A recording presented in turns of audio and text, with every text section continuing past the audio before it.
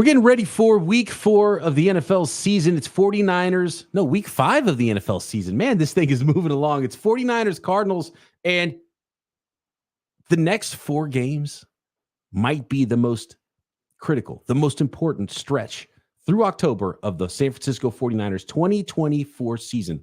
We'll get into it right now. A little Peacock and Aponte, a.k.a. Picante.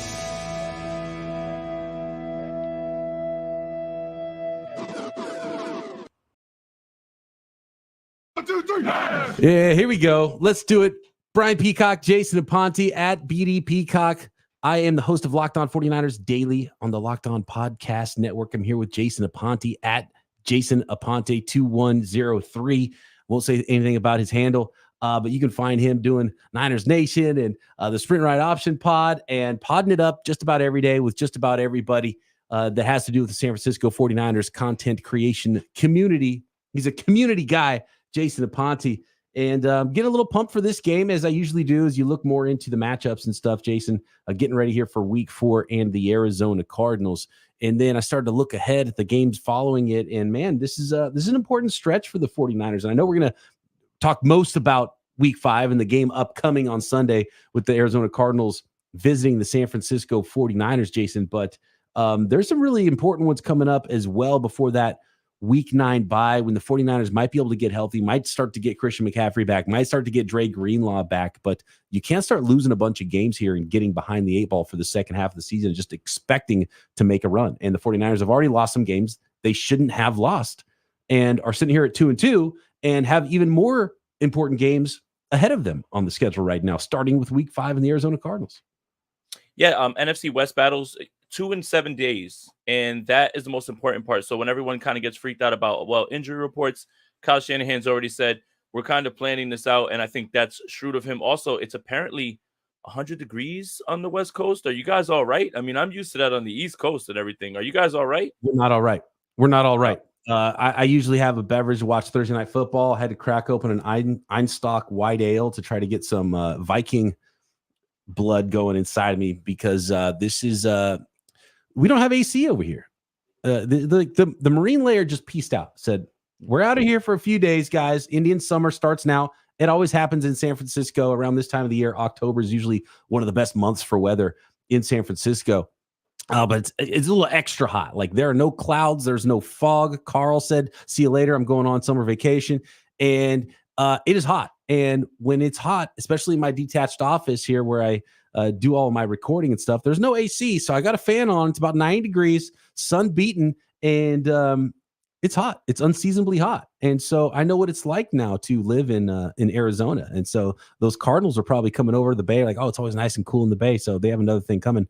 It might get a little cooler by game time, though, on Sunday. Yeah, and, a little bit more towards the stretch that's here is, you have a chance at 4-2 to be at the top of the NFC West. And that's something that I understand week to week that things change, but think about the talk around the team after the loss to the Rams. And you get the win that you're supposed to with the Patriots, you can springboard yourself a little bit, get some confidence, and then you could find yourself in first place again. It's funny how that kind of works, right? Like, one loss doesn't define the entire season, and things can change pretty quickly, especially considering the massive injury landscape in the NFL right now. I mean, teams are just having guys drop like flies. And it seems like the 49ers are, oh God, I got to knock on wood before I say this, are actually on the mend and could find themselves being one of the more healthy teams going into their week 10 game. And there's reason for optimism, but the 49ers do have to handle business in these 4 games. 6-2 would be ideal. 5-3 puts you in a really good spot, I think. Yeah, 3-1 is the goal in the next 4-game stretch. And anything that less, I think you'd be somewhat disappointed. You got to win 2 of those games minimum. If the 49ers are sub 500 going into the week 9 bye, they're going to be in a tough spot. And look, week 9 is a great time for a bye. The trade deadline will be happening right around then, around Halloween. You got to get through October and win some of these games. And the NFC games, 3 of the 4 games are NFC games, and 1 is against the Kansas City Chiefs, who have your number. You just need to prove it to yourself if you're the 49ers with the Kansas City Chiefs coming up in 3 weeks. You'll have a mini bye before the Chiefs game, luckily, in week 7.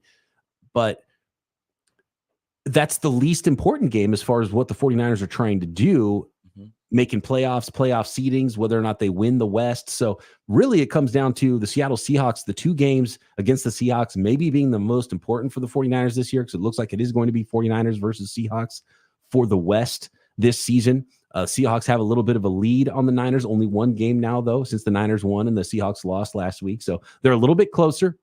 Niners can jump right over the top of them really quick, but the 49ers are going to start losing tiebreakers if they lose these NFC games. And to be honest with you, the Niners at 2-2, if they would have flipped the outcomes and they would have lost to the Jets and lost to the Patriots and beat the Rams and beat the Vikings, they'd be in a way better spot as far as playoff seeding goes. Because right now, even at 0-2, they're 0-2 against the NFC, and that's the number 1 tiebreaker for the wild card. And so if you have, for example, the 49ers right now at 2-2 would be the 12th seed in the NFC.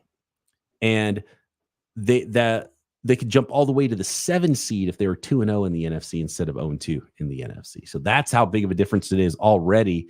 And who knows, that difference could potentially grow throughout the rest of the season. Right now, the Atlanta Falcons are 2-0. Niners are a better football team than the Atlanta Falcons. But right now, the Atlanta Falcons have a huge lead and a 2-game tiebreaker lead on the 49ers with the same record. So you got to win these NFC games specifically. And the Kansas City Chiefs, you got to prove to yourself, maybe more than anything, that you could beat that team because they have your number. They've beaten the 49ers in the regular season. They've beaten them in the Super Bowl. And I think it might be in the 49ers' head even a little bit. So you go out there and thump the Chiefs. You go out there and win some of these NFC games. Go beat the Seahawks. I mean, it's so tough because it's a short week. Thursday nighter, which is, just terrible of the schedule makers to do that to the 49ers again at the Seahawks on Thursday night. It's already a tough place to play. These are really important games the next 4 weeks, Jason. Yeah, and it's important to highlight that when you're talking about playoff seeding in week 4, it does feel a little bit premature, but I think you're spot on with this because you can look back if you're fighting with someone for the number 1 seed and say, man, I really wish we didn't kick away that game against the Rams. That really could have helped. Obviously, early on in the season, we've seen that teams are figuring themselves out more and more due to the lack of preseason. Teams are just trying to get their guys ready for week 1. They don't really want to, put them in harm's way.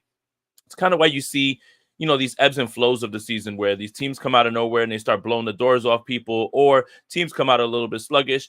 It is 4 weeks now, so we have a good sample size. I think we have a good handle on what these teams are. Whether they improve is something different, but I don't think many of these teams are going to change. Now, these next 4 are going to be the teams who are going to be rounding into shape. What are you about to really tell people about yourself? And the 49ers have this game that they just had with the Patriots, had to have this one, and it puts you in a springboard spot for these next 2. And then, of course, the Dallas game is the one that everybody's looking for. I'm not particularly worried just because I know who the 49ers are. The Cowboys are dealing with injuries as well, too. Looks like Dexter Lawrence is going to miss that game. Might be Micah Parsons. And then you get over to the Chiefs, and you absolutely have to slay the boogeyman. Rashee Rice is not playing. They've got to figure things out. Patrick Mahomes hasn't looked particularly good. And if they ever were ripe for the picking, it would be here. So this is important for different reasons. Obviously, tiebreaker is going to be the one that everybody looks forward to. But that Chiefs game is the game that, you just got to say, you can't keep bullying us. You can't keep doing this to us. We're not going to allow it. And if we see you again, we could at least say, yeah, we've done that once. It's not this impossible task anymore. So, yeah, I could absolutely understand why this 4-game stretch is the most critical based on simply just getting to the top of the NFC West and then just proving who you are to the big bad Mahomes and Reed combo. You said something interesting there, Jason, that we know who most of these teams are, give or take. Who are the 49ers right now? Exactly. And I think that's great. I think that's great that you asked that. I do think that the 49ers right now are a team offensively that still hasn't played their best game yet. And you're starting to see it all come together. And it's a lot of that has to do with the fact that Brock Purdy is playing the best football of his career right now. And the 49ers are not having problems putting up points. What they need to fix is obviously in the red zone. Defensively, we don't know who they are. I don't want to take too much away from what happened with the Patriots because the Patriots offensive line, even when healthy, was probably the worst in the league, close to the bottom. You get losing those guys during the game. I do think the one positive that I look at from this defense was the mixing up of blitzing, getting guys one-on-ones, winning those one-on-ones. Obviously, the opponent in front of you is going to tell you, hey, they're not exactly skilled. But I think the 49ers have not played a full game yet. Offensively, I'm not as worried. They just need to clean up on third down. And I think a lot of that has to do with the fact that they're just missing Christian McCaffrey, who would just be, when you're in red zone, it's just, it's McCaffrey time. But everything that they're doing right now is at least trending in the correct direction. But you've got to see the consistency from it. And this defense has a large task this week, given Kyler Murray and the way that they've had tough times with running quarterbacks. So I think we're starting to figure out who they are. I have a good idea of who they are, but I don't know who they are. So that's I guess, you know what, that's a good question from you.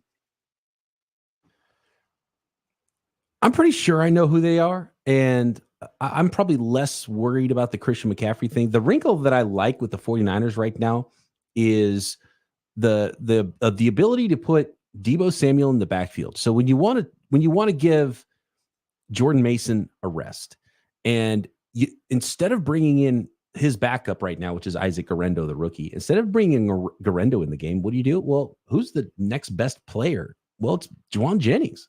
So bring Juwan Jennings on the field, put Deebo Samuel in the backfield, and guess what? That opens up your playbook to everything you want to do with Christian McCaffrey in the passing game. You can do it with Deebo Samuel now in the backfield. And guess what? Now you got a really good wide receiver still out there with Juwan Jennings to go with Brandon Ayuk. And so I like that wrinkle with McCaffrey out with Deebo Samuel, and I hope they lean into that more, not even so much using Deebo as a wide back running back and, pounding it in between the tackles there, although you kind of have to keep him honest and be able to show that you can show that look. But I want to see him throw the ball to Deebo Samuel out of the backfield more and utilize him exactly how they would have with Christian McCaffrey. So basically when you get what Jordan Mason can do as a thumper between the tackles and then what Deebo Samuel can do, you can pretty much do all of the Christian McCaffrey things you want to do between those two players. And I love the emergence of Juwan Jennings and proving that he's much more than the, glorified tight end that I've called him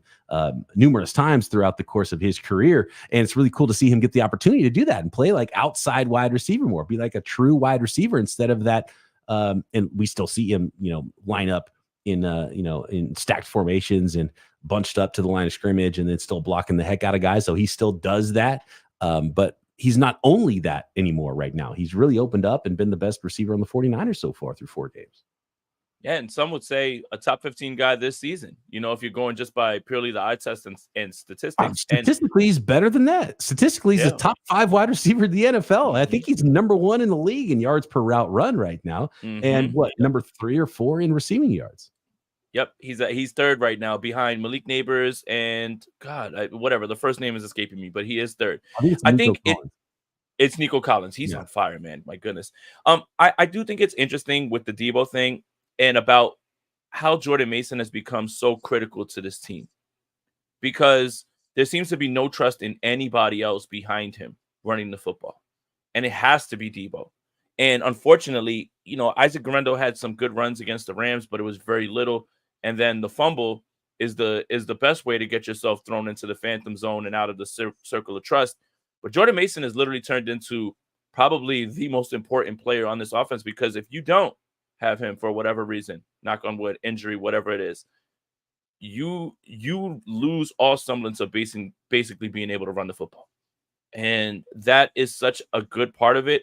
I do think it's interesting that Deebo started the game last week as the running back on the first play.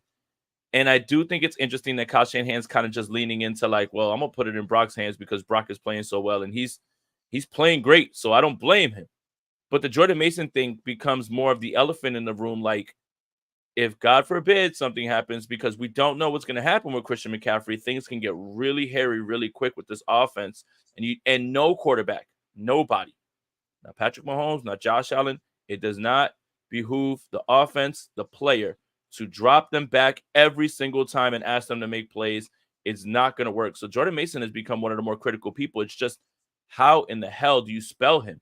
What do you do to get somebody who can get consistently in there? When Deebo's in there, for the most part, offenses can key in on the run when he's lined up right behind Brock and get there. With Guerendo, nobody's really fearing him right now, and probably he needs more reps and who he is, but man, they need Jordan Mason really bad to continue this because things will get hairy if they don't get any sort of help at running back. Yeah, and I I haven't seen enough of Guerrero yet to make a determination, but early returns, I'm a little worried about him in the vision category. And, that might be why he wasn't a big time runner in college and was never really a starter until his last game in his 5th year. He was finally a starter. Running backs show up early in their careers in college. And so that's a strange one, but I think he can actually catch the ball in the backfield as well, which is something I would like to see. So, but clearly when they want to run the ball with power, Jordan Mason's the guy to do that for the 49ers right now. And it'd be really nice to have Christian McCaffrey back and just open up even more with what you can do. And I hope that when that happens, that Jordan Mason doesn't completely disappear either, because he should be a part of the offense. And we kind of knew he should have been a part of the offense a little bit more anyway, to hopefully keep Christian McCaffrey healthier. That ship sailed. They just Kyle Shanahan just wore Christian McCaffrey completely out, and Christian McCaffrey wore himself out. Christian McCaffrey doesn't want to come out of the game either. It's not like Christian McCaffrey's like, "Come on, Kyle, why are you overusing me?" That's not the case at all. Christian McCaffrey's like, "I'll come out for one play and I'll come back in." He puts up the number 1. He calls his own number. So they have to be smart about all that, but they still have so many weapons. That's the thing. And with Juwan Jennings, and in the chat here, is it justifiable to maintain Juwan Jennings' workload even with all the starters back? It's hard. Right now, Juwan Jennings is one of the best 11 on the field. So that's why Kyle Shanahan's like, well, shoot, I'm going to put Debo in the backfield and keep Juwan Jennings out there because he's playing like the best receiver on the team right now. So, of course, I want to get him on the field. When Christian McCaffrey's back and then you got Jordan Mason, it starts to get pretty hard. You've got a lot of weapons there. And then Ricky Pearsall, good luck getting on the field when he ever is coming back. And it looks like there still might be a little while because he's officially able to come off IR right now. And they're not going to activate him for a while. So we'll see what that looks like. But yeah, right now, Juwan Jennings is one of the best 11 players on the 49ers offense. So he should be on the field as much as possible. Yeah. And Kyle was asked that question about, why isn't Juwan playing anymore? And he gave, I don't know, it's not a PC answer, but just more about personnel and how this works and who they're facing and the matchup and the fronts they're showing. Yeah, we get all that, but you're absolutely right? Get your best guys on the field. I think a lot of what we have, our opinions that we formed about Juwan Jennings have just been, he's a third down specialist guy, a great run blocker. All those things are still true. But look what happens when you expand his role a little bit. And I think we all kind of knew that there was something else to him. And he was very good in college, by the way, in Tennessee. But now America's seeing it. And it's funny because Kyle can say whatever he wants to the media, but he should be thinking about what players put me in the best position as a play caller and give me the best chance at explosives and put this offense in a place where we can raise the ceiling of it. How could it not be Juwan Jennings? And that's the hard part. We all want to see Jacob Cowan get run. He got some snaps this week. Ronnie Bell was inactive. All right, Kyle, you heard us. That's cool. I think a lot of what happened in that Rams game and everything is just when Pearsall does return, how do you justify taking Juwan Jennings off the field to get him on the field, especially when you already said that Jacob Cowan is a ways off? And that's fine to have depth. That is fine. I think that's something that when we were talking about this 49ers team going into the season, especially a wide receiver, we hadn't seen a snap from Cowing and Pearsall, and we already said, wow, this is the deepest wide receiver room they've had the entire time. And I think that still can be true. It would be really nice to get him out there, but in the interest of just doing what's right and winning ball games, I mean, obviously, if you're blowing teams out, you can put him in there, get him some reps. But if you're in a close contested game, I don't see how you go away from Juwan Jennings, Debo, and Ayuk, honestly, and having them on the field. No doubt. I'm with you 100%. And that's why Brock Purdy's flourishing. I want to talk really quick about Christian McCaffrey and what is your feeling about McCaffrey, where he's at, what to expect from him this year? Could it be that he doesn't play at all? There was the Ed McCaffrey interview on Ross Tucker's podcast, and I was a little bit surprised by a couple of things I heard there, namely when he talked about maybe a difference of opinion for Christian McCaffrey. And it would make more sense because last week, I don't know if you remember this, last week, there was so Christian McCaffrey went to Germany and everyone admitted that he's going to get the PRP treatment in Germany. And then the internet doctors were like, well, look, so that means he's going to get this treatment, which means probably he'll be out for 6 more weeks then as this, heals up and happens and this takes effect. And then the next day, Kyle Shanahan's like, well, this next week we expect Christian McCaffrey to start ramping up. And I was like, well, that doesn't make any sense at all. And so it felt like, and now it looks like, okay, Kyle Shanahan was probably going off of old information. He's going on IR for 4 weeks. It's week 5. He might start practicing and ramping up a little bit. And then not factoring in the PRP treatment that he got in Germany because that wasn't prescribed by the team. That was something he did on his own. So there is like a little bit of a difference of opinion with what's going on with Christian McCaffrey and what the team thinks is happening, what the team wants to be happening. And, you know, I don't think it's necessarily this huge deal, this huge bad thing, but hearing Ed McCaffrey talk about it, his quote was, quote, he trusts his 49ers staff, but when the prescription is just to rest, he's going to go out and get other professional opinions from people around the world. And that's what happened. So maybe it was, and I don't know if has it been confirmed that he actually got the treatment, or did he go just have a meeting and talk to the doctors in Germany? I thought I heard Kyle say that he did get treatment, but he wasn't very specific about it. Okay. And to be fair, whatever timeline is out there are people who have opinions, but they don't have direct eyes on the case. Yeah, they're not looking at the MRIs. Right, and they're not a part of the process, right, at all. And what I took away from Ed McCaffrey's comment about getting another opinion was he believes that rest is good, but he would love it if there was something else that could maybe help him come back quicker. And he wants to explore all those options. And I think that's fair. I think the way that I'm approaching this Christian McCaffrey thing is I am setting my watch to he will not play this year. And if we get anything, that's found money. So if you're Kyle Shanahan, and I understand Kyle Shanahan, John Lynch, you guys have eyes on everything. You feel like they better have a better grasp on his doctor's case than I do. But this is why you have to save Jordan Mason. You don't know. So it should be expect nothing and you'll be surprised because it's usually never as bad as you believe. That's kind of the way that I'm looking at it, which is why if you're expecting nothing, then you have to prepare to not have him. And you have to make sure that Jordan Mason can make it through all of this. And you have to find someone who can back him up. Because you can't just keep, running him out there like that the entire time. Maybe you can't. He doesn't have a lot of tread on the tires. Maybe you can. But I'm not expecting anything. And if you do get anything, then it's found money. And now we're cooking. And I still think that doesn't mean that Jordan Mason leaves the fold. He's played too well. He's done too much for you to just say, all right, go back there. You have to mix him in to keep him safe and to keep Mason safe. So, yeah, I'm not expecting anything. I wouldn't say that I believe that he's going to come back. And if he does, then great. But if not, the 49ers are going to have to prepare like he's not going to. That's what I'm talking about when we say like someone else has to step up for Mason. And the offense is done well. Like it hasn't been such a problem that's like, oh man, the 49ers have to get Christian McCaffrey back or they're not going to be able to go do the things they want to do this season. So the number one thing is get him right. So then you can throw that icing on top of the cake in January, December when you really need to. But this team is too good. They should be fine and should be rolling into the playoffs without Christian McCaffrey. But it also, as you just laid out there, it kind of makes Jordan Mason's a pretty important guy now for the 49ers. And like, does it hurt to lose Jordan Mason more at this point than it would hurt to lose like Debo or Ayuk or somebody? I think so. I absolutely think so. And that's not hyperbole. That's not a hot take. It's just how this offense is built, how the 49ers want to run the football. If you cannot run the football, it doesn't matter. And that's the point. That's really what I was talking about earlier. It's just he's become the most critical piece of this now, somehow.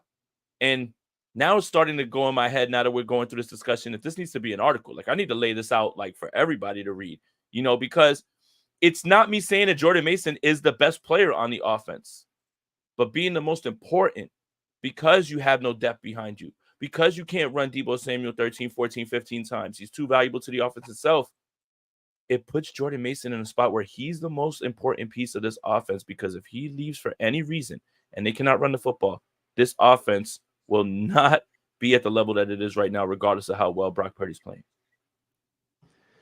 And it kind of validates what we've talked about over the course of the last, 12 months or so. Because you remember last year, I think it was year 2 or 3, that was the big week where it was like, hey, Kyle, can you chill out on the Christian McCaffrey carries, especially when you're up multiple scores in the fourth quarter? God. Yeah. And it's just been validated now. It's like, well, obviously, yeah. What are you doing, man? And then now you see this is like, oh, well, shoot. Now it's maybe too late, right? You have no choice now. When Christian McCaffrey comes back, you have to limit his workload. And if you have to limit Christian McCaffrey's workload, even when the game is on the line, well, now he's less valuable player than he would have been before. And that's kind of the rub with running backs. And it's like, man, so now you have a great player that you have to not use as much as you might want to be able to use him because you overused him before and because of the nature of the position and the age that he's at now with the mileage and being the guy who's touched the ball the most in the NFL for 2 straight years. This is kind of what happens. And I've talked about it a lot this year because people want to bring up the Madden curse.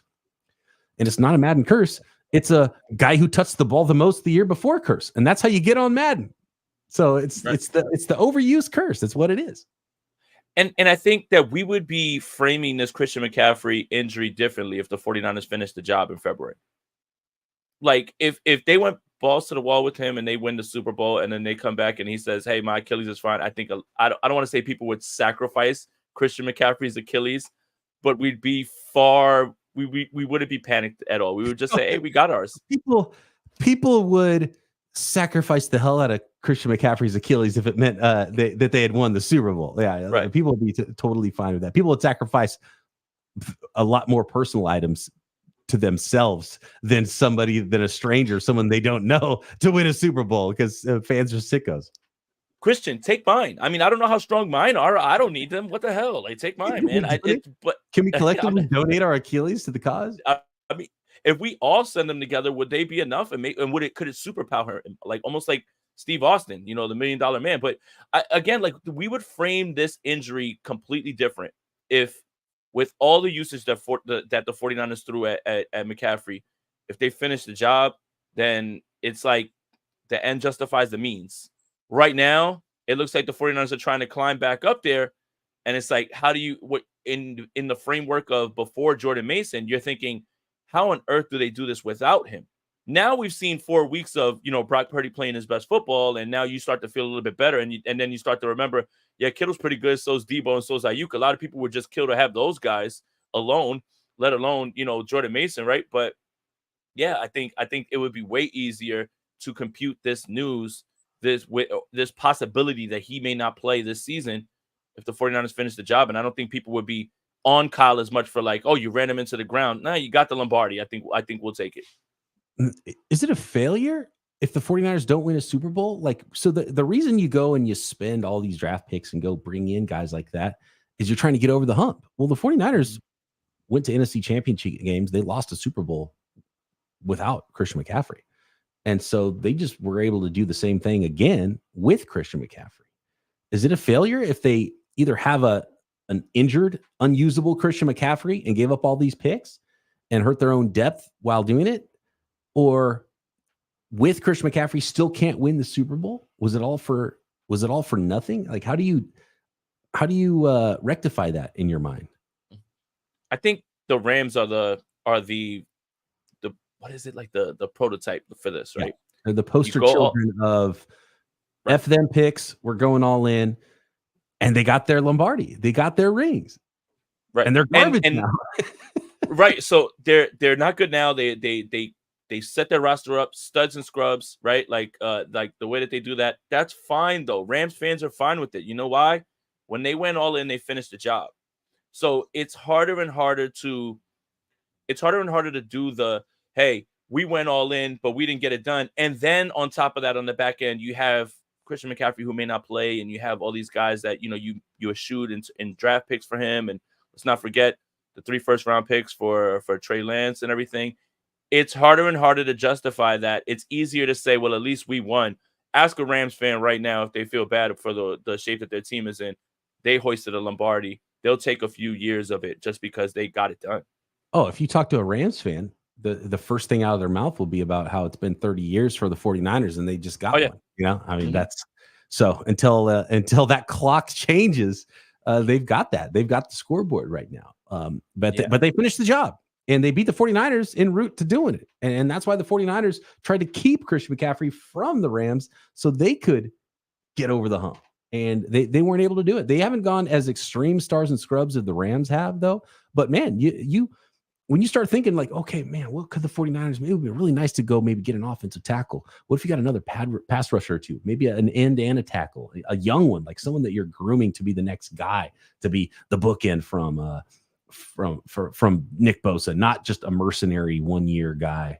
And you start looking around at the team thinking, man, 3 first rounders, a second, 2/3, a fourth, a fifth, like those were all lit on fire right now. And neither one of the players that they utilize those draft picks to go get is playing for the team. And one of them might come back. The other one's never coming back. Now, at least they found themselves a quarterback, luckily. Mm-hmm. But, even if they hit, and we talked about this on Locked On 49ers this week, even if you only hit on a small portion of those picks, you're talking about multiple starters. And where do you find tackles, and where do you find pass rushers? You find them in the first and second round. And the 49ers gave a lot of those picks away. So there's a little vacuum of talent created. And then you start to get an older roster, you start to age out. Well, when you do start to lose some stars, then things do start to get pretty lean behind them. And the thing the 49ers have done that the Rams have done not as good of a job of is really finding legitimate starters and even star players, borderline stars, Pro Bowl type players with the picks they had left over after trading for big time players and big time pieces and paying their stars. And the Rams just have a no name team. The Niners have Hufanga and Kittle and Warner and all these other guys that weren't, first round draft picks. Yeah, and that's kind of saved them from this whole thing as well, too, is that they draft so well at the end. I mean, these third round picks, they might as well just, throw them out the window. I still think Jair Brown is going to be a great player. I still think it's in there. But when you start to look at what you've given up, the difference between a depth piece, a starter, all of those things are important, right? And now you find yourself next season with the impending Brock Purdy mega extension, if he keeps hooping like this, having to make tough decisions about really good players. And that's where it'd be really nice if you had a player behind them ready to step right in. And I know that's easier said than done. That might be an oversimplification, but the point is the only way you find that is if you have more and more shots with draft picks.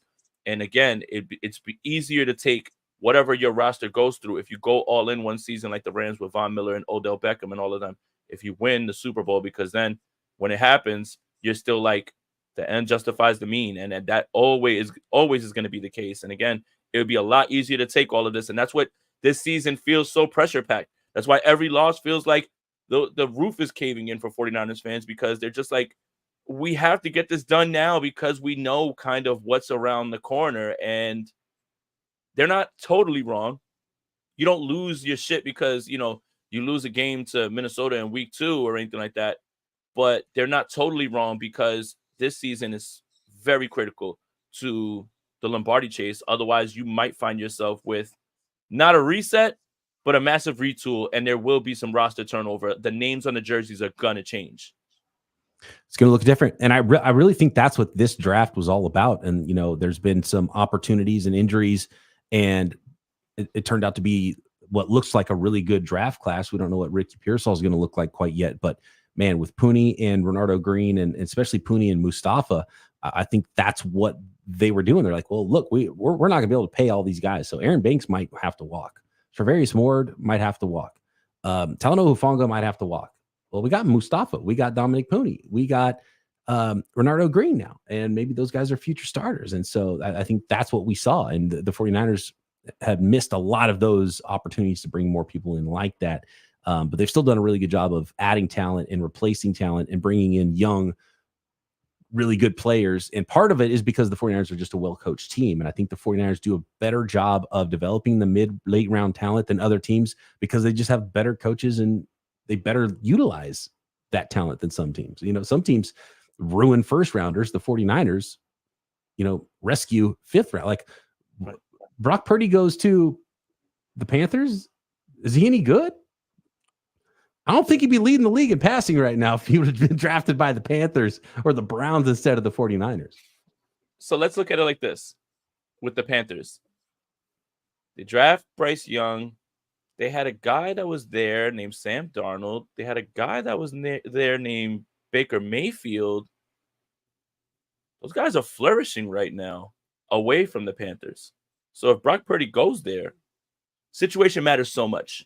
And it's funny that Obviously, Darnold, goes over here and he's learned a lot of things. He says, from Kyle Shanahan and Brock Purdy. But yeah, absolutely. If Brock Purdy gets sent to the Panthers and they try to, there's no saving that team, and it'll probably put him in a spot where he's unsuccessful. And then look at the fact that Bryce Young, unfortunately, benched now. Baker leaves.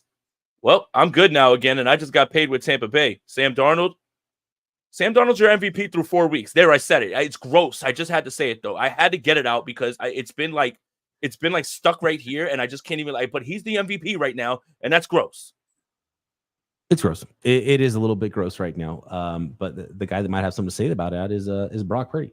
The perfect example of it right now is that a 7th round pick, the literal last pick in the draft, an undrafted free agent, and another 7th round pick are leading the league in passing, 2nd league in rushing, 3rd in the league in receiving right now for the 49ers. And that's not even to mention all their other stars, healthy and otherwise. You heard it here first. Brian Peacock says that Patrick Mahomes is washed. He's done. The guy's cooked. Are you kidding me? How could you flourish with that family, man? Come on. Too much Swiftie attention too, man. The Swifties changed the tide, but it's a lot of extra scrutiny, man. I think it changed things for them over there.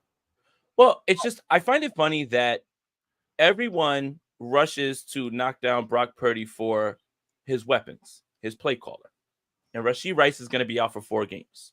And that offense has looked disjointed. Does Patrick Mahomes need help? Because if he didn't, then why are you worried about, right? Everyone's asking, and it happened last year. Who's going to help Patrick Mahomes? Oh, poor Patrick Mahomes. You got no Isaiah Pacheco now. You got no Rashee Rice. We don't know what Xavier Worthy is right now. Kelsey looks cooked. But Brock Purdy gets knocked down because he's got all these good players. But Patrick Mahomes needs so much help. Oh, poor Patrick Mahomes, Brian. Let's put him in our thoughts and prayers. Yeah, I think Patrick Mahomes will be just fine. I don't think anybody's worried about it. He's going to be fine. Not old Pat. I mean, a lot of the same thing happened last year. That's down year for their offense. This is the year to beat them. They're like, nah, we're still going to win the Super Bowl. So, yeah. And again, like back to your point earlier about the Niners fans feeling a little tight. Maybe the 49ers in the building even feel a little tight because it was like, okay, we got a really good 2-year window. Well, year 1, you missed the opportunity to win that Super Bowl. Now you have a 1-year window. Now you're in that window. And how much does that change next year for the 49ers? I think they'll still be pretty good, but the roster is going to be much different starting in 2025 and especially 2026. Things are going to really start to look a lot different, I think, for the 49ers roster. So all that would be real gravy, and it would allow the 49ers, I think, to naturally rebuild the thing and retool the thing as they want rather than chasing it again next year and maybe making worse decisions that do turn them into the Rams, stars, and scrubs a few years down the road if they have to keep chasing it so hard. And we might even see that at this trade deadline. I would not be shocked at all if some of those 2025 draft picks are on their way to another team and they're trying to supplement this current roster to try to go win one now. Go ahead. And good thing though, this obviously through 4 weeks, good thing the early returns on the draft class is already good. Malik Mustafa starting a game. You got Renardo Green out there. I think we all think, what we think about Jacob Cowing. The funniest thing is the only one who hasn't been able to contribute, Ricky Pearsall. Dominic Poone's a starter. I think that changes the way you look at the trade deadline. If none of these guys are on the field and they're all they're all developmental guys, then you probably would see them clutch those draft picks a little bit harder. But if it's an edge guy who can make like a Von Miller, they don't need a wide receiver, but like a player who can impact their offense or a defense like an Odell Beckham, then yeah, you might see that because they're feeling so good about this draft class so far, even through 4 weeks. I want to go to what Paney says here because I think I disagree if I understand what he's saying. He says 2020 hindsight on what might have been is not a learning tool. Each draft pick is different as they transition from college ball to the NFL. How many top 10 picks make great NFL players over the years? I agree that just hindsight isn't that great of a learning tool, but you can absolutely look back and learn why you miss on players and stuff. Is this directed towards us with us saying hindsight about certain things and Trey Lance and all those things and the trades? I think it was about the first, like you've got to find them in the first round, like the edge rushers and the studs and stuff like that. Obviously, you have a better chance in the first round of finding like it's just historically fact. Like right, that. Like there's not that many undrafted running backs or undrafted offensive tackles and pass rushers that are able to be second in the league in sacks. second in the league in PFF grade for pass block win rate right now in the NFL. Like Jordan Mason is an undrafted running back. There's just certain positions that there's a certain level of scarcity, and that's why they get drafted super high. And running back is not one of those super scarce positions. It's the replacement level is very high at running back, and they get injured so much, and that's why there's a different end. But the hindsight thing, I agree on the draft, because that's why I did the Shadow 49ers thing for years. I was like, look, we can go back and trash. It's like, oh, look, this guy went next. Should have drafted him. I want to put my name on it at the time, and that's why I did it. And I did it for about 10 years. And it was fun. And, it was really difficult. It's hard. You realize how difficult it is to draft, and you think you believe in guys and you don't hit on them. And there's certain reasons why guys hit and why guys don't hit. But when it comes to the draft, that's why I geek out on the draft so much. And I put my name out there on so many takes before the draft, because I don't want it to be hindsight. I want to go back and be like, look, I said this at the time. I said trading up to number 3 and getting a quarterback was a bad move on March 26th when they did it. Like, what are you doing spending 3 first-round picks to go do this? You don't even know who you're going to pick yet. And I thought it should have been a different quarterback they picked once they did go up to number 3. So that's not hindsight. I was saying it at the time. Which quarterback? Which quarterback did you want? Well, Fields was my guy, and he's currently all right, cool. The best of those. None of them are good, and none of them were worth it. But my original take was stay at 12. That the 12th pick in the draft was so valuable that year because there was literally 12 awesome prospects. Micah Parsons? Yes, and Micah Parsons ended up being the actual 12th pick. But, and Mac Jones was the guy they were thinking about, and he made it past that. And he shouldn't have even been considered at 12, let alone trade up to number 3 for it. Like, whoever thought that needs to not be able to allow them select draft picks, because nobody was talking about Mac Jones until the Niners trade up to 3. Everyone's like, oh, this is for Mac Jones. Like, what are you talking about? He's not. But Brian, he's finally got his career. He's finally got his career at Mitsubishi in Jacksonville, selling you a used car. Like, that's, I mean, you have to at least say that's a career for Mac Jones finally. Man, I think somewhere in there he said we're going to run the football. Little Trent Baalke for you there. I had a lot of fun shadow drafting next to Trent Baalke. He made me look real good. I will say that. Right. I think we got some super chats in here too. Yeah, we did. Let's get to these. Keith, appreciate the super chat here. Keith Murphy, the unbeaten. Wow, the unbeaten Keith Murphy. I had no idea. Shout out to Keith. How long is that win streak, by the way? I want to see some numbers. I want to see some stats on that. Unbeaten is forever. Unbeaten. Yeah. Is that? I mean, are we talking like 1-0? Are we talking about like 300? No, I would like to know. He said, I used to think being highly competitive every year was so important. After 30 years of being competitive, I would take sucking for a decade to get one. The 49ers haven't been competitive for 30 years. There were some lean years in there too that were straight up sucking. So the 49ers have kind of done both in there. But I know it's been rough. I know 30 years is a long time. I would still take being competitive. Right. Because you still have the opportunity to win when you're competitive. You're not like, if you're guaranteed to not win and just be competitive, then I would understand it. But like, you look at the Steelers. The Steelers are always competitive. What a fun team to be a fan of. And then they win a couple here and there. The Niners just haven't quite got there. They've lost some of those Super Bowls, but they've been competitive. Could you imagine all those seasons without even going to the Super Bowl? Then you go and you get one and then you suck again. Even with the Rams, like I would rather be where the 49ers are than the Rams, even though they got theirs and they got one.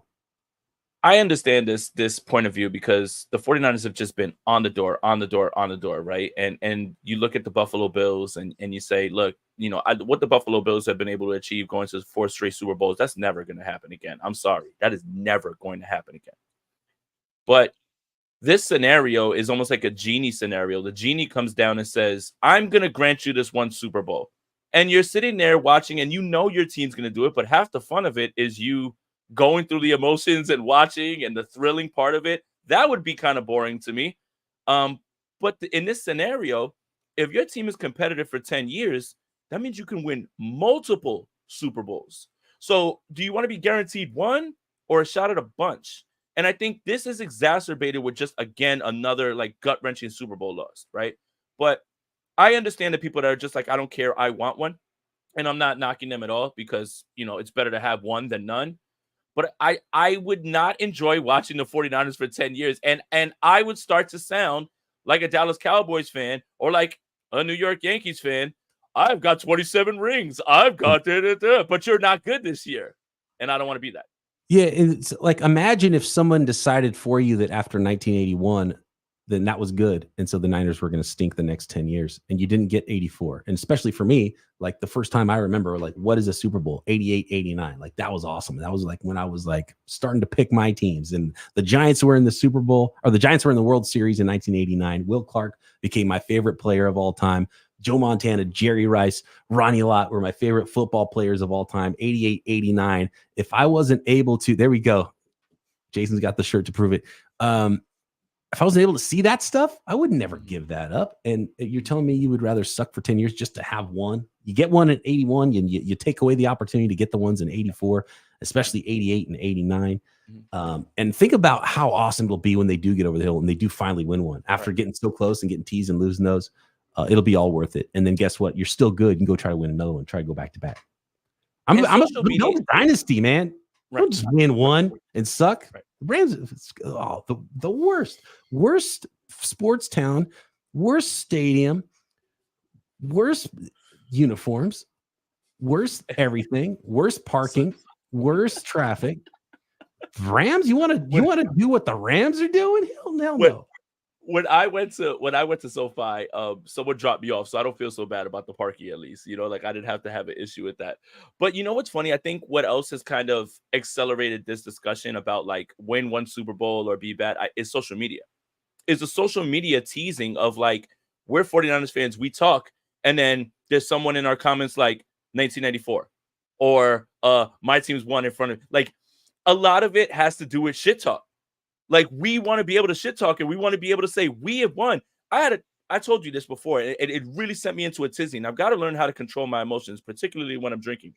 I had a Dallas Cowboys fan tell me, we've won a Super Bowl more recently than you. Whoop the fucking do. Your team cannot beat the 49ers now. They are not a threat. We are going to thrash you in 3 weeks. But you're sitting there talking about your team won in 1995 with a straight face. Like, you think that that's going to be, and he has a point. But it was just like, God damn it, I don't want anybody else to tell me that, and it just threw me for a loop and I lost it on him. Keith has another super chat here. Appreciate the support, Keith. He says this is a 3-year. Wait, this is year 3. Year 3 in this window. Year 1, Brock broke UCL. I don't know what UC is. What is UC? UCL. The UCL. Oh, right. Yeah. So year 1, Brock had the UCL. And then year 2, so this is year 3 of the window. Yeah. Year 1 was just awkward because we had 3 different quarterbacks and really felt like last year was such the better opportunity and the better team for the 49ers. The full season of Brock, the full season of Christian McCaffrey. Like that was it really felt like before last year started, like we have a 2-year window to get this done right here. Didn't quite finish the job in year 1 of that 2-year window. I have a question for you, Brian. What did Josh Johnson do to you? We have 4 quarterbacks. Oh, yeah. 5 if you consider Christian McCaffrey. Yeah. I mean, that's a record in itself. That still irks me. I didn't like how there was no, like, let's just do weird stuff and draw it up in the dirt. It was kind of like, oh, the game is over. I mean, look, Kyle Juszczyk's a former quarterback. So is Juwan Jennings. Like, where is it, Kyle? Where is it, man? And there's a play that they had run where the running back throws the ball. So run it 5 times if you have to. Like, do something. Pitch it around. Like, it was just like, oh, yeah. So that was a little frustrating. Aponte probably drinks White Claws. Not on your life. Not on your life. That is an insane thing to say. It's gross. And please don't ever say something like that again, or I will block your ass. That's crazy. Not a hard seltzer guy? Not a White Claw one. I mean, no. Hard seltzer, I'm fine. For that, I'll just drink seltzer with vodka in it. Like a club soda and vodka soda. Wine. Yeah. I'm a gin and soda guy. I like gin and soda. Just squirt a lline. Very simple. Yeah, it's good. Absolutely. But I've only literally just put it on my lips one time with those drinks. It was not good. Yeah, I would never choose to go drink any of the Trulies or the White Claws or any of that stuff that's out there. Straight garbage. Yeah. So, like, if you're at a barbecue and it's super hot outside, and there's something like that, and you've got that, I'm not going to say no to that, but I don't walk into the bar like, White Claw, sir, black cherry. That's insane. Who would do that? And it's weird because it seems like it's an all or nothing thing, too. People are either like, I would never touch that, or it's like, that's all I will ever put in my mouth. That's my favorite, right? Yeah, weird. Absolutely not, man. No, I'll drink alcohol. I'll drink wine. I'll drink beer. IPAs, anything. Come on, man. What are we doing here? How did that get thrown on me? There you go. Icelandic white ales. Yeah. And yeah, that's anything. Come on. Don't do that to me. Well, did we have another topic here before we finish this thing up? I guess we should talk about the Cardinals a little bit. Oh, yeah. I dug into them. The Niners do have a game this weekend. I guess we could talk about a little bit. I mean, the over-under. I dug into them a little bit there. What's the over-under? Because this has to go way over, right? Over-under is 49.5. That's like 2 touchdowns too low. The 60 points combined in this one, I think. And it's funny, like the Cardinals have lost 3 games, right? They're 1-3. They've lost 2 of them by 1 score, and then they got absolutely boat raced by Washington in Cliff Kingsbury's revenge game, which was, you got to always follow the revenge game, right? But their offense is going to present such a challenge for the 49ers, not only because of Kyler Murray, but we're going to get to see this offense that they run. Greg Dortch runs in the slot, Harrison, Michael Wilson. This is going to be fun to watch. I think this is really more of a test than it was, obviously, clearly, than last week with the Patriots. And by the way, I don't like the sound of this. I still like the 49ers to win this game without Fred Warner, but Kyle Shanahan about an hour ago was on KNBR and gave the injury update. And since we started recording, we now have the full injury report that I'll get to in a second. About Fred Warner and George Kittle. Still not sure yet, Kyle Shanahan said. They haven't been good enough to go today, which is never fun. They're 2 guys who, if they don't practice, can definitely play on Sunday, so hopefully they'll get there. So neither Fred Warner or George Kittle were ready to practice this week at all. So it's going to be a game time situation for them. But like, I don't like that because Fred Warner has been the best defensive player in the NFL this year. And this is a legit, this is a formidable offense that the Arizona Cardinals have. They can run the ball. They've got a good offensive line. They can throw the ball. They have multiple weapons in the passing game. They're a good offense. And the 49ers without Fred Warner, I don't like the prospects of that. Now, on the other side, the Cardinals defense is even worse than the 49ers without Fred Warner. Because imagine if the 49ers didn't have Fred Warner and didn't have Nick Bosa and didn't have half of their starters. That's what, no Charvarius Ward, no Diamador Lenore. That's kind of what their defense looks like. I think they're 29th in the NFL in DVOA on the defensive side of the ball right now. The Cardinals are bad on defense. So the 49ers are going to score, and no Fred Warner. That's not good, potentially. Hopefully he does go out there and play. But I think we might see a lot of points. Something like 34-27. I'm smashing the over on this one. The 7.5 point line, I don't know. I might stay away from that one. Divisional contest. I do pick the 49ers to win this. And I'm going to pick them to win by 7, I guess. So 7.5, I would have to say no to that half a point, that pesky half a point. What I'm seeing right now on FanDuel. 49ers 34, Cardinals 27. Okay, it's not a bold prediction, but Brandon Ayuk is going to break out this week. And when you look at this secondary, it's every matchup, and it doesn't matter who it is. Starling Thompson, 6 receptions allowed on 9 targets, 117 yards, 2 touchdowns, 19.5 per reception. Sean Murphy-Bunting, 11 receptions on 14 targets, 105. Budda Baker, 12 receptions on 17 targets, 162, 13.5 on a tug. Jalen Thompson, 10 receptions on 11 targets, a team high 175 yards and a touchdown. This is a Brandon Ayuk game, but this game is always going to give the 49ers trouble. For whatever reason, Arizona does. I mean, for even stretches last year, Josh Dobbs was in there, and that game was a little, funky. What's crazy is we're talking about this start with Brock Purdy, and we just watched what Jared Goff did. Brock Purdy was 20 for 21 in week 4 against the Arizona Cardinals, and that close to having the record. If 18 for 18 is good, 21 for 21 is better, right? But this game is all going to be based on the fact that the 49ers just have more firepower. This defense is not good in any aspect.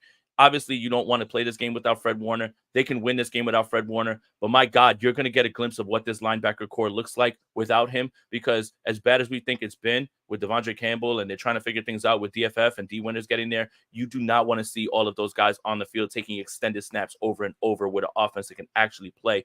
I've got this one 31-24. I'm not going to have fun watching this game. I am not having fun watching this game at all, because it's going to be one of those games where it's third quarter, we're still sweating it. Fourth quarter, we've got to go out there and either stop them on a drive or finish it. I don't like the idea of this. Take away what you saw against Washington. I'm taking that as a one-off. The Cardinals are pretty much the team that they were last year, where they lost games, 1 score, look like they're ready to turn the corner, and they always play the 49ers tough. The 49ers are just going to have to outscore them in this one. Yeah. I'm on the same page with you. I think there's an opportunity for a lot of points here, but I do see a 49ers victory. I'm sweating my ass off right now, not because of the football game this weekend, because it's 90 degrees in the Bay Area and we don't know how to deal with it. And I don't have AC. You just open that. You open the window. If it's hot inside, you open the window and it's 65 degrees outside. And if it's not, Jason, I don't know what to do. It's crazy that you don't own an air conditioner. That part is just like I have a tough time wrapping my head around it because it's October 3rd. And if I get the inkling, I might turn my air conditioner on tonight. Like, and you guys have 100-degree weather out there right now, and you have no air conditioners in your house. I just have a tough time thinking about that. It boggles my mind. It happens so rarely, and that's why. But man, how much we pay for the homes we live in out here? You would think that AC is probably something that comes with it, right? We got heaters. I was gonna say we're able to stay toasty warm, but if they're scarce like that, they should be giving them to you guys. If nobody's got them, like if you walk into a Best Buy and it is an air conditioning section and they're untouched and they've got dust on them, give them away, man. At this point, you're just hoarding a stock for no reason. Oh, that makes sense too. The grid can't afford it. Yeah, you guys have a completely different infrastructure when it comes to how things run. California is like a whole coast, so that makes sense.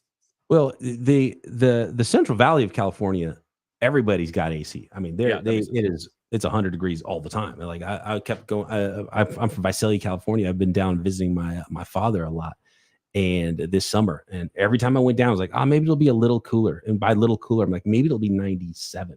Nope, 110, 108. It's just all summer long. It just destroys you, and everyone just stays in their house and has the AC cranked for half the year. It's pretty wild. That's why I'm here. That's why I like it in the Bay Area, because that marine layer is your natural AC. It's a little cool, a little cloudy.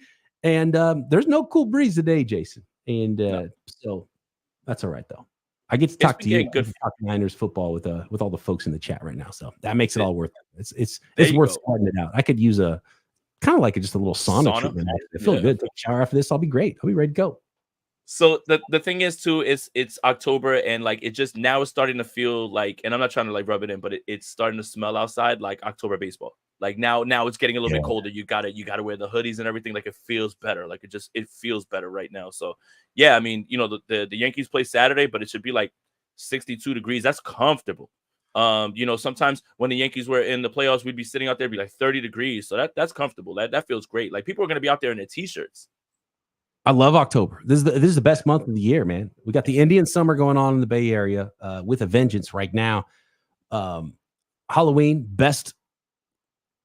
by far best holiday, right? Halloween. That's the best holiday? Oh, no doubt. I love it. No expectations, no pressure.